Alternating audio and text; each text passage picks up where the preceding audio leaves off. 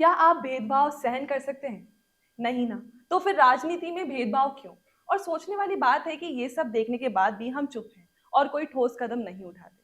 करेंगे इस पर पूरी चर्चा और चर्चा के लिए हमारे साथ मौजूद हैं हमारी सीनियर एंकर चेतना शर्मा जी। नमस्कार मैम। तो दर्शकों, मैं रुचिका पारिक और आप देख रहे हैं राजस्थान संवाद। चेतना जी, देखिए, मैं आपसे एक बात जानना चाहती हूँ कि पार्टियां क्रॉनिज्म को बढ़ावा देती हैं और ये बात बहुत जरूरी भी है और चिंता वाली भी है। इस पर आपका क्या कहना है? सबसे पहले तो मैं अपने दर्शकों को ये बताना चाहती हूँ कि जब पार्टियां अपने सरकारी पदों पर व्यक्तियों को नियुक्तियां देती हैं, तो वे टैलेंटेड और स्किल्ड कैंडिडेट्स की जगह अक्सर अपने दोस्तों को, रिश्तेदारों को और जो सिफारिश करके आते हैं उनको, ऐसे वाले लोगों को प्रायोरिटी दे देती हैं, जिसे क्रॉनिज्म कहते हैं। और हाँ, ये राजनीतिक पार्टियां ना अपने दबाव से सिर्फ अपने रिलेशंस वालों को उनके बेसिस पर ही अपनी पोस्ट ही फिल कर देती हैं, जिससे एक बात तो साफ है कि ये मंत्री और सांसद ऐसा करके सिर्फ जनता के कंधों पर पैर रखकर आगे बढ़ जाते हैं। आपने ये कई एग्जाम्पल देखे होंगे, मंत्रियों के रिश्तेदारों से पूरा का पूरा महकमा फिल कर दिया जाता है और फिर उनके बाद जब पता चलता है इन घोटालों का, तब जाकर थू-थू भी उन मंत्रियों की होती है। और कहीं ना कहीं ये जो भ्रष्टाचार फैलाया जा रहा है, ये बहुत बड़े लेवल पर बैठे हुए लोगों के द्वारा ही किया जा रहा है। लेकिन अगर आप निर्दलियों के संबंध में इस विषय से अवगत होंगे, तो आपको पता चलेगा कि यहाँ पे ऐसा नहीं है साहब। वो सिर्फ और सिर्फ जनता के हितों के लिए काम करना जानते हैं और उसी जनता को आगे बढ़ाते हैं जो विश्वास करके उनको वोट देती है।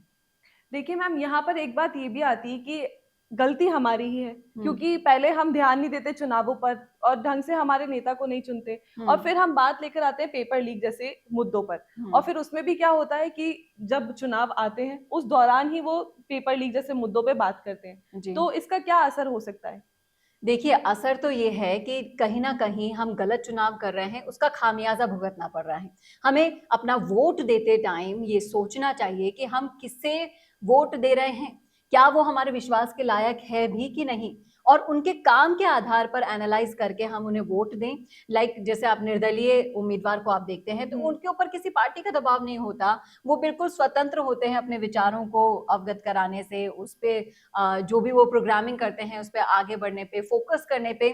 और वो सिर्फ जनता पर फोकस करते हैं क्योंकि उन्हें पता है कि अगर जनता ने उन पर विश्वास जताया है, तो उन्हें उसका फीडबैक भी देना होगा। मैम, बहुत सही बात है ये कि निर्दलियों की जो अहमियत है उसको बहुत कम समझा जाता है, उसको बहुत कम माना जाता है। तो ऐसा आपकी नज़र में एक ऐसा एग्जाम्पल कौन है निर्दलीय का जो एकदम प्रूफ करता है कि वो ग्राउंड लेवल पर काम करता है, ग्राउंड लेवल पर लोगों से बात करता है और उनके हित में ही डिसीजन लेता है? देखिए, अगर राजस्थान के सिनेरियो में अगर आप देखेंगे, तो निर्दलियों में अभी आप हनुमान बेनीवाल को ले लीजिए। आप उनकी अगर राजनीति को गौर से देखेंगे, तो बहुत ही निष्पक्ष राजनीति करते हैं। जनता के लिए स्टैंड लेने के लिए उन्होंने अपना बीजेपी से गठबंधन तक तोड़ दिया था।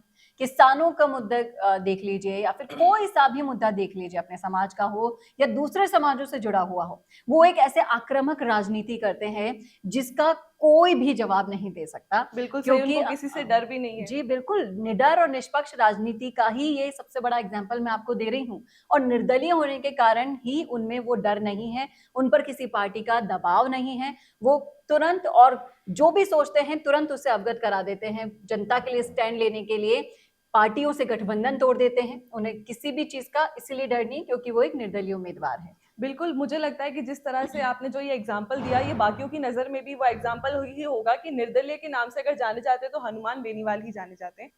तो हम कह सकते हैं कि पार्टियां क्रॉनिज्म को बढ़ावा देने से वे समाज में न्याय, समानता और परिस्थिति की सेवाओं की और कदम नहीं बढ़ाती हैं।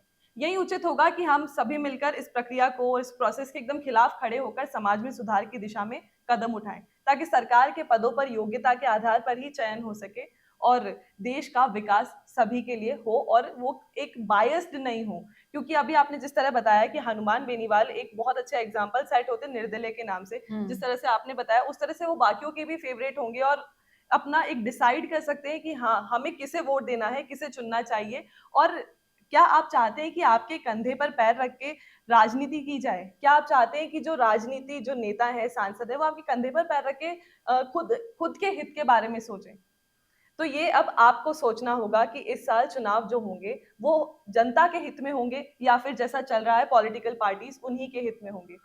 इस मुद्दे पर आपकी क्या राय है? आप हमें कमेंट बॉक्स में कमेंट करके ज़रूर बताएँ और ऐसे चर्चाओं के लिए हमारे साथ में जुड़े रहिए, देखते रहिए चैनल राजस्थान संवाद।